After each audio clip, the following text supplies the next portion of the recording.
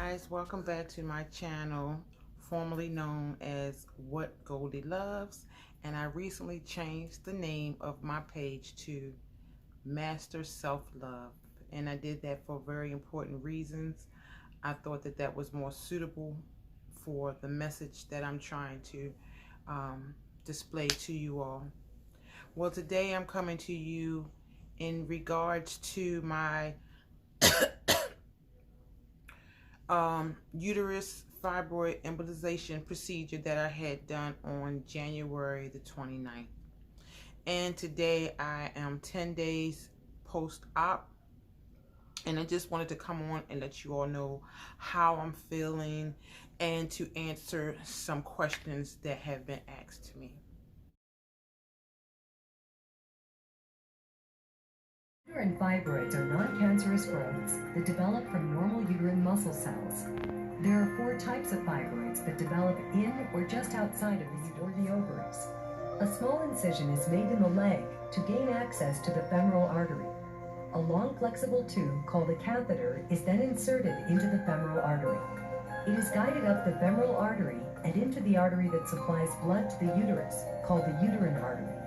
The catheter is then guided to smaller arteries that supply blood to the fibroids. Supply to the fibroids has been blocked. The fibroids begin to shrink. Guys, I hope you enjoyed that little clip. I just wanted to show you a little bit of how the UFE procedure is done.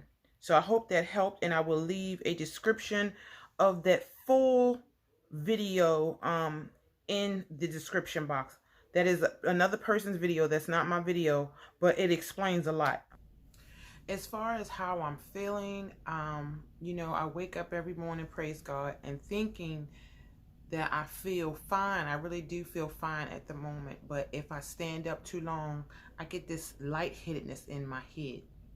Like my head just feels lightheaded, like it's hard to explain. So that lets me know that I'm not completely healed as much as I would want to be. Excuse me. So today I really wanted to do my hair so that I could get back to doing my YouTube videos, but I just can't, because I just cannot stand up that long without hurting and then getting that dizziness. So I'm just trying to take it slow. It's hard to do. It's hard to do when you feel like you get up and you have all this energy, and then you realize, okay, you need to sit down. Okay, so that's where I am with that. Excuse me. My husband has been doing an awesome job of taking care of everything, but it's so hard to be sitting still for so long. I mean, you got the pandemic and you got to sit still, and then now you done had a surgery and you got to sit still. That's double sitting still. Enough to drive you nuts, especially when you know you do shopping better than your husband do, and you know he out there just, I know you're going to talk about him, but I need to be doing shopping. At any rate, so I'm going to get to some of these questions that have been asked to me through email, through inbox on Facebook and Instagram. So I'm just going to answer just a few questions. But I will tell you that when I left the doctors, they told me not to lift anything over 10 pounds for like 2 weeks. And as far as sex is concerned, whenever you feel like it, or you feel that you're up to it after about 3 weeks, you know, you got to get those kind of questions answered before you leave the hospital if you got a man or mate, you know. Okay, so that's that. Okay. So I am looking at my notes, okay? Fibroids, heavy bleeding, pain, and abdomen. Okay. So yes, when I first became, well, not first became aware of fibroids, but they had developed to the point where I was having extremely heavy bleeding. So heavy that if I stood up, it would just gush out. When I went to the bathroom, it would be blood clots in the toilet. It was very overwhelming. I used to have to put on a Depends diaper along with 2 pads front and back in the diaper, line it was just a whole mess. And so I know a lot of women, when they go through something like this, they reach out and they want answers. They want answers from somebody that has experienced this, um, and from the doctor as well. So that's what I'm here for, to kind of enlighten you on what I went through. Every woman's procedure or difficulty is different. Okay, any procedure that you have will affect Sue different than it would affect me. It would affect Michelle different than it would affect me. So we can only give you our experience, just to give you some insight of some things to expect. Okay, so one of the questions that was asked to me is, did you have to stay in the hospital overnight? No, I did not have to stay in the hospital overnight. I went in at 9:30, got prepped. I think I was probably on the table about between 10:15. And then after the procedures, like 45 minutes, you go back to recovery, and you have to lay straight down, legs straight. Your legs cannot be bent up. Everything has to be straight, flat down for 2 hours, which is good. You don't do a lot of moving because you're on so much medication that you just literally fall asleep. Okay, and the doctor comes in and out. I'm going to say she came in like maybe every half an hour to check on me. I'm really not sure because I was really dazed. But when she came in, I would look at the clock to see what time it was. Okay, that was the first question. Question number 2: how soon after UFE were you able to resume regular exercise? Okay, so this was my second time having this procedure done. The first time, I would say probably 6 weeks, and that was because it was my first time. It was new to my body, and I just did not want to force anything, not knowing how it was going to affect my body. This time is a little different, and the doctor even told me, because it is my second time having this procedure done, that it probably would be a lot more easier on me than it was the very first time. And I found that to be true, because I remember the first time having this done, being home after about 2 hours. And when I say 2 hours, I mean this is like maybe 5 hours after the procedure. I got really sick. Like, when I say sick, I mean I was trembling. My teeth kept chattering. I could not stop my teeth from chattering. And my husband just held me so tight in his arms, we just did not know what to do. But that only lasts, I would say, maybe 10 to 15 minutes. I don't know. When you're going through stuff, you don't know how long you're going through it. But I would say about 10 to 15 minutes I went through that. And that was probably the most difficult thing that I went through, that first procedure. Okay. The second procedure, I didn't have that. I didn't have that at all. I just came home. I laid in that bed. And when I tell you that was the best sleep I ever had, I be wanting to call them doctors and say, give me some more of them drugs, honey, so I can sleep. Because I cannot sleep.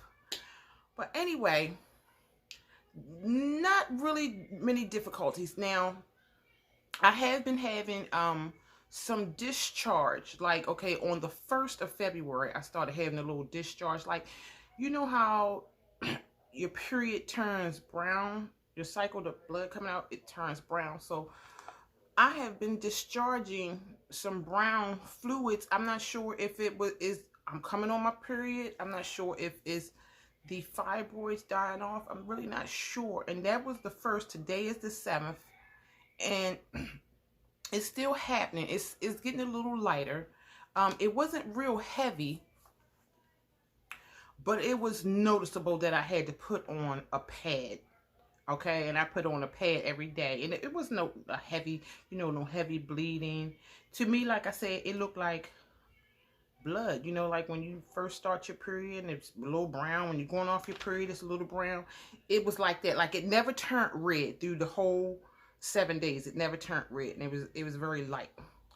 So that was one thing I went through. So as far as comparing the first to the second, um, yeah, the first one probably was more of a shock to my body because it was new, you know. And again, this is the second time. Okay, another question is, you know, why did you have this procedure done a second time if you still had fibroids or the fibroids grew back?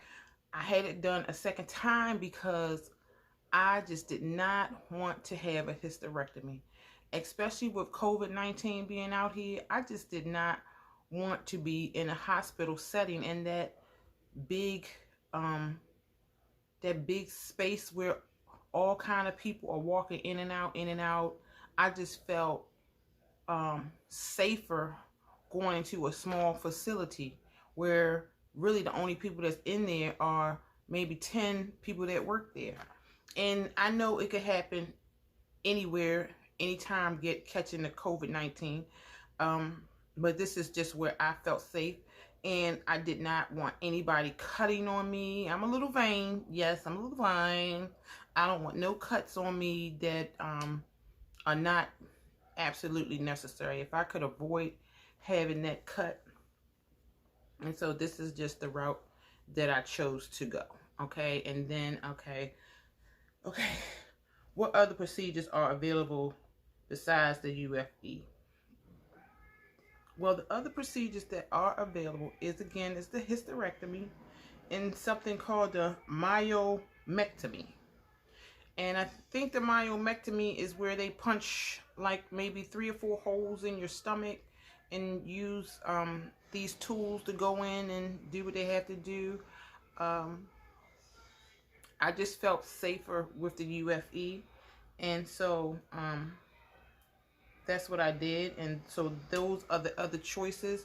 You could do your research and, like I did, and see which one is going to work best for you. Okay, the last one is, where were stairs an issue after your UFE procedure? Yes, stairs were. The first time I had it done, the doctor strictly said do not go up and down steps. And where I was living at before, I had steps, so I had to stay upstairs in my bedroom. Where I am now, I'm on a 1 level, so no, everything has been 1 level. But it's still hard just standing up. It's not hard to stand up. It's just that when I do stand up, I cannot stand up for a long time. And so that's pretty much it. Again, you know, you want to do your own research. I'm hoping that this part of your research helps you with your thought process and helping you to make a decision on which route you want to go. Okay, you do what's best for you. I mean, you know, like with a hysterectomy, you also have to think about that you're going to have someone there to help you get up and maneuver around. See, with the UFE, I don't have to have anyone here. I made sure that I had my surgery done on a Friday so that my husband can take off and be home with me for the weekend. And then Monday came. He would have went back to work, but it snowed. So he was home with me 4 days after my procedure. So that really helped a lot. And then when he went to work, I pretty much had to do everything on my own, which I still just kind of kept still. I couldn't take the dog out walking like I normally would.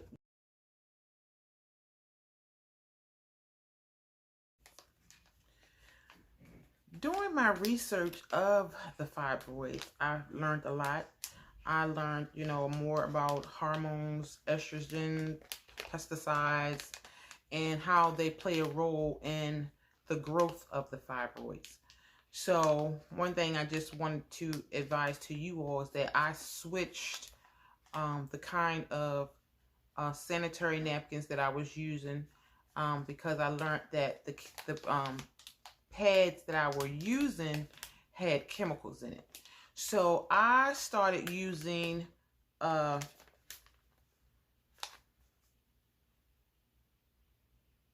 Rain Jewel, aka Rain products, because they are all natural. They have 8 layers of pure naturalness. It's not a thick pad, but it has 8 layers of all naturalness. Now I'm pulling one of the pads out for you. I don't know if you can see it. It's a very thin pad, but it collects a lot. Okay, so this is maybe something that you may want to invest in if you were using regular pads. I know sometimes that, you know, a lot of these items don't have the ingredients on them, or we just don't pay the ingredients any mind. But that is very important. The ingredients is very important because it's going inside of your body, inside of your skin. I tell you the things we never learned when we were young. But yeah, so this is one of the pads, and I will direct you. Look, they even got wings to wrap around the back of the panties. And you see that little thing in the middle there? That is a strip that is full of great benefits. Now, I am going to give you the website to these, where you can purchase these pads. I will put it in the description. And I also use the panty liners. I use the panty liners. I use panty liners every day. I don't like no kind of stains in my panties, okay? I'm just going to keep it real with you. Some people say they don't use panty liners every day, but I do. I do. Okay, so here's one of the panty liners. And it's just the same as the pad. It's just smaller.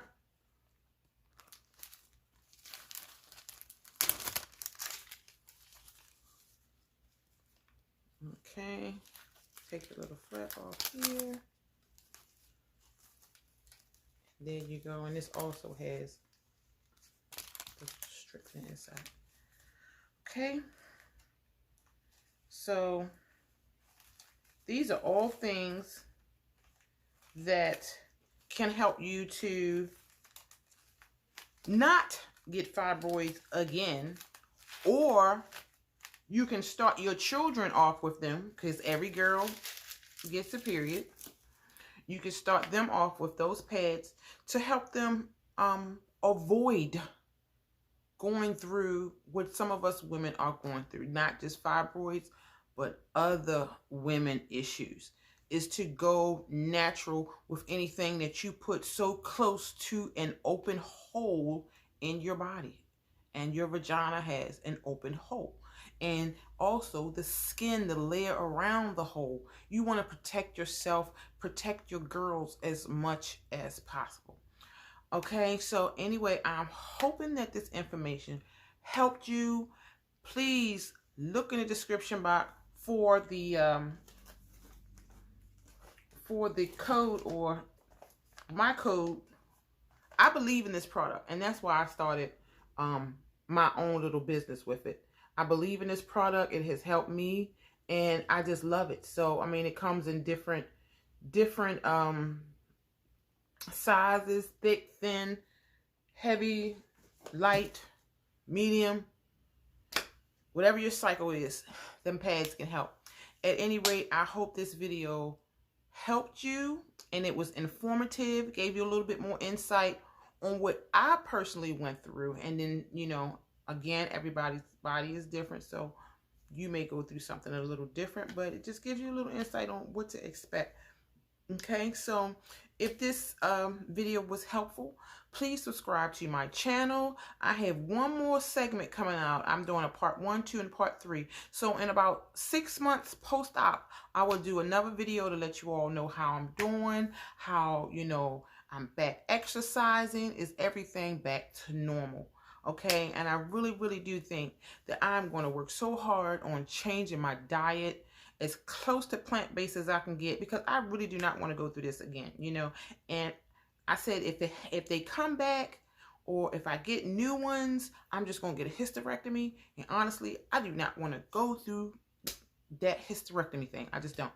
So at any rate, hit the subscribe button. I would really appreciate it. Hit the notification bell so that you will be notified of the next time that I post a video, and also hit the thumbs up button.